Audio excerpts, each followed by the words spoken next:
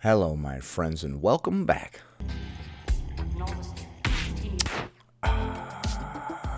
Today, we're going to be taking a look at a clip of a fat activist getting outraged that there's a weight limit on the roller coaster. Safety be damned, I guess. I need to get on that roller coaster. We're also going to be taking a look at a couple of bonus clips, including one where somebody says skinny being in promotes a lack of empathy in society, and another one where somebody's going over the obesity pay gap, so be sure to stick around until the end. Before we proceed, please click the like button so that I may apply comb to mustache.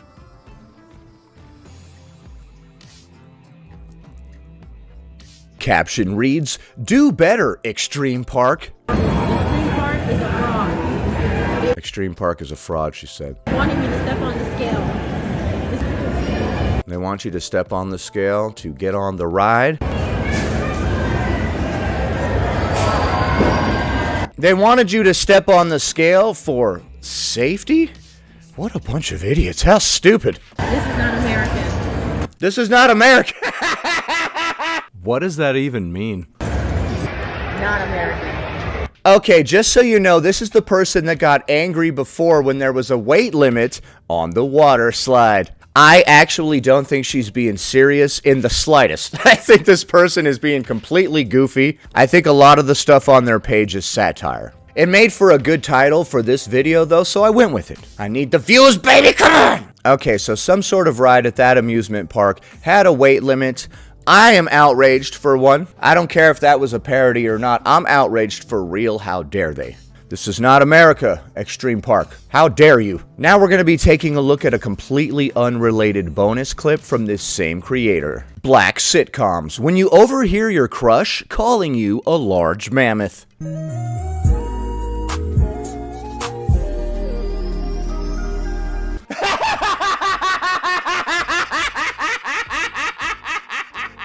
Oh my god!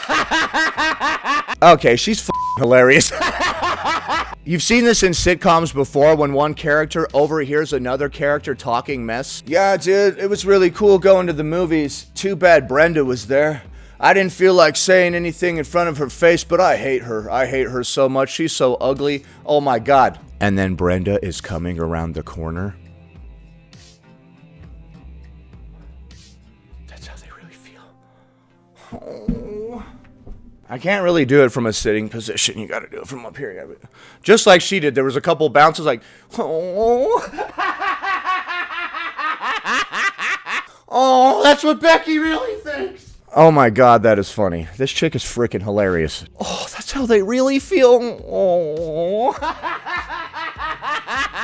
I would love for their response to be, just start attacking you, right? Like, instead of that scene in a sitcom, I want to see one where somebody overhears somebody talking mess and they're like, what? Bitch, I heard what you said. Next. The issue with skinny being back isn't the skinny part. It's the lacking empathy part. I still don't understand why everybody thinks that skinny is back. Like it's a trend to not be obese or something. I would say it's the default. I remember clear as day what it was like growing up big, not knowing that big was an issue because that wasn't taught in my household. And then you never forget the first time that someone makes fun of you or the first time that you notice that being big is bad. And I remember the first time I noticed that people were just jerks in general, right? When I would go up as a little kid, hey guys, how's it going? Want to hang out? And they'd be like, what? Stupid, get out of here. Like, and I just started noticing that people were jerks in general. It's really not specific to your weight. They'll just make fun of you for literally anything, so. Hopefully this isn't one of those tirades where we try to act like people being jerks is some sort of affront to larger people, like they're not just jerks in general. in those moments, especially with snarky middle schoolers and high schoolers, and when you notice that a boy likes you, but publicly he'll ignore you because he can't be caught liking the big girl. In those moments is when you would wish for a magic pill, make all of that disappear so that you could be the perfect, thin, small person to appeal to everyone else. Let me introduce you to Ozempic. They have that pill now. Is this an Ozempic commercial? It's just really long-winded. Are we going to get to that part where you're like, luckily today, we do have such a pill. That would be funny. I want to make an Ozempic ad that starts off acting like a fat acceptance speech, and then by the end, we're all trying to buy Ozempic. You used to be part of a fat liberation movement. Now, thanks to modern chemistry, you can liberate yourself from your fat. My whole channel is just an elaborate Ozempic ad. Now that that magic pill is here, and every time I watch cable TV, I get 10 different advertisements for 10 different medications. So much of it is getting stuck to I've only heard of 3, but go on. our subconscious. That's where the issue lies. In the mid to late 2010s, Ads for weight loss meds get stuck in our subconscious, and therein lies the problem. everyone decided that body inclusivity was cool. And that was an amazing time to be alive. In the 2010s? No. I literally haven't observed anything change in society in my whole life. Human nature hasn't changed. I don't understand where we're getting this idea that back in the 2010s, body positivity was embraced. And now we're going back into thin as in culture. I have seen zero change in human beings from the time that I was born until now. So like 18 years. That's about how long I've been on this planet. Shut the fuck up. I have noticed human nature has not changed. People are fairly garbage. People are fairly self-obsessed, egotistical, greedy, will dunk on each other to fit in with this group of morons. That's just human nature, man. And it's got nothing to do with your weight. If you were short or old or had a birthmark on your face, you would experience the same terrible things from human beings. It's not the obesity, it's the terribleness of human beings. That's not a real word. Every brand was extending their sizes. Every brand that had plus sizes extended even beyond that. If that happened, where brands made all these bigger sizes and now they took them all away, that's weird. I don't know if that's true or not. I don't know why they would do that. Like, obviously, if we made larger sizes and then we removed them, I guess they weren't selling, right? Like, Old Navy brought plus sizes in stores. I was able to walk in, get a full head-to-toe outfit, and walk out. not anymore. That still doesn't feel like it was real, because it was that uncommon growing up. If walking into stores and buying clothes is your number one complaint, I would say you have a pretty good life. That complaint constantly comes up. I can't go into a store and buy my clothes. I have to buy it online. Like, such first world problems, dude. I would hate to see what happened if any of you had to deal with any real adversity. I can tell you what I was wearing, what day of the week it was, and what mall I was in when I saw my first plus size mannequin. First of all, I doubt that, and if that is true, that's completely insane. Like, seeing a plus-size mannequin stood out in your mind so much that you remember the place, the time, etc. What? I remember the first time I saw a guy with a mustache. It blew my mind. I could still remember the time, the place, the blah. What the hell? How self-obsessed are you? Oh my God. I remember the first time I saw somebody that looked like me. I still think about it to this day. Sometimes I sit back and reminisce. That guy looked like me that one time. That was dope. Oh my God, I can't believe it. Like, what the are you serious? Because I just stood there and I stared, and I thought, this is insane. it really was just that easy. It just wasn't a priority until it was cool. In I'm not going to say anything in response to that. 2020, normal didn't exist. We were all stuck at home. Everything that we saw on the early days on Tumblr came back. If you're going to be home all day, you might as well work out all day. Did you do a morning and an evening workout? I don't know. I think when people were on lockdown, they saw a lot of mukbangs and stuff like that too. Did you go for 5 walks today? Don't stay home and eat on the couch all day. And that stuck. That was the shifting point. But the last year has been unlike anything I have ever seen before. Well, people, like I said, haven't changed. You can do whatever you want with your body. I can do whatever I want with my body. I don't know you. You don't know me. But the issue is we're letting too many things slide that should not be able to slide. Big back is not funny. I'm sorry if I have to be the one to say it. I don't think it's good to make fun of people based on their weight or come up with weird little nicknames or anything like that. But I don't see how big back is more offensive than the word fat. Are we really getting offended at the term big back when we demand that people call us fat? Like, big back is highly offensive. Call me fat. What? It's not funny. Saying that you have to earn your food and earn your drinks, that is so scary. Because the people perpetuating these topics and making these themes popular again are not thinking about anyone but themselves. Our bodies are changing every single year, probably every single day. No, not really. I mean, I do go to the gym all the time and stuff, so my body is constantly, hopefully, building some kind of muscle. Sometimes you can't control that. Or for someone like me, I think you can actually control it, yes, through lifestyle changes and whatnot. I move my body every single day, yet there are periods where I have looked smaller and then looked bigger and then looked smaller and then looked bigger.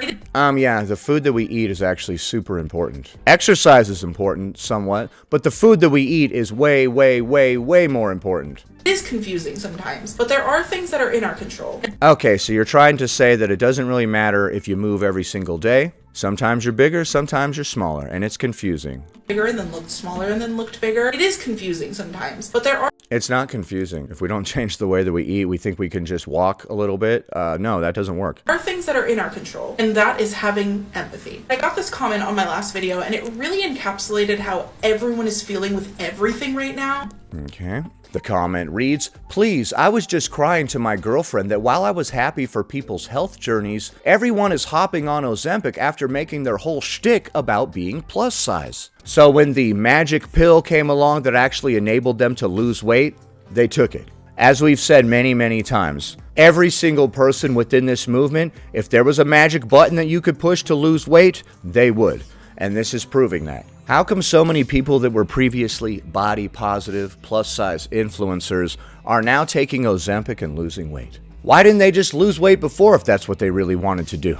Is it because we were never opposed to weight loss? We were opposed to the lifestyle changes that we have to make to achieve the weight loss? I love that this pill exists and proves all of these people to be hypocrites.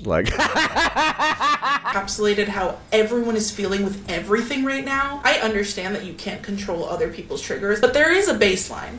And in the last year, we have absolutely gone so far beyond crossing that baseline. Who's we? If you're looking at content that is triggering you, maybe you should stop looking at it. When these same brands that were the first in line to extend their sizing and be body inclusive when it was cool. A couple of brands carrying larger sizes doesn't mean that this was ever cool. Are the first ones to pull out plus sizes as soon as they're not cool. What are you talking about? Did any of this even happen? Back in the 2010s, a bunch of stores started carrying larger sizes in store for a while, and then they were like, psych, and then they took them all out? What the hell? Why? Stupid JC Penney, what you done? No, if they really did that, that's fairly confusing, but I would say that it just means that those sizes weren't selling, right? If people were buying them up left and right, and then they just stopped carrying them, that would be confusing and weird. They're just screwing with people. They're like, yeah, you guys like that? You want to come give us your money for this product? No. Get out, stupid. We were just screwing around. We like to play games down here at Old Navy. We don't really care about the money. We just like to screw with people.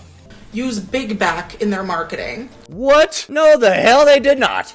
I have never seen a commercial for a plus-size garment that was like, hey, big backs, come get this shirt. When content creators, influencers say that they are all for bigger bodies, that they love their bigger body, that they want to support people in bigger bodies, and then start using that same rhetoric, that's when people start feeling deceived.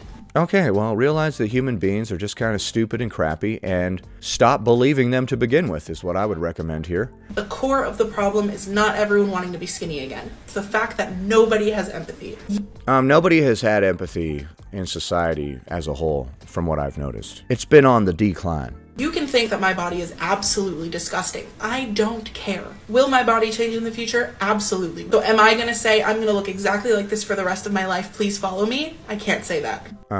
Okay. Am I going to say that I have never had a bad body day? I absolutely cannot say that. But what does that mean? Is that when we look in the mirror and we are less than pleased with what we see? I don't understand how we can have a bad body day if we don't care about physical appearances whatsoever. I will say that I love how I look right now. I loved how I looked yesterday. I loved how I looked last month. And I loved how I looked last year.